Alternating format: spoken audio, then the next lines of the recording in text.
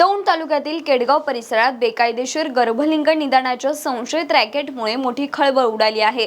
Portable sonography मशीनच्या माध्यमातून गुप्तपणे गर्भलिंग तपासणी केली जात असल्याचा आरोप समोर आला असून यासाठी तब्बल 35 ते 50 हजार रुपये घेतले जात असल्याची माहिती समोर येते।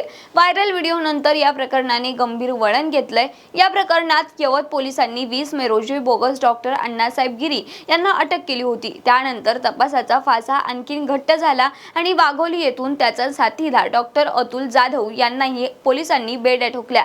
यानंतर आता पोलीस चौकशीत अजून धक्कादायक माहिती समोर आली आहे। बेकायदेशीर सोनोग्राफी मशीन पुरवणारा नरेंद्र ठाकरे यांचं नाव आता यामध्ये समोर आलं असून उरुळी कांचनचे डॉक्टर सुंदरमन कदम आणि भोर तालुक्यातील डॉक्टर मंदार माळी यांचा या रॅकेटमध्ये सहभाग असल्याचा संशय व्यक्त केला जातोय।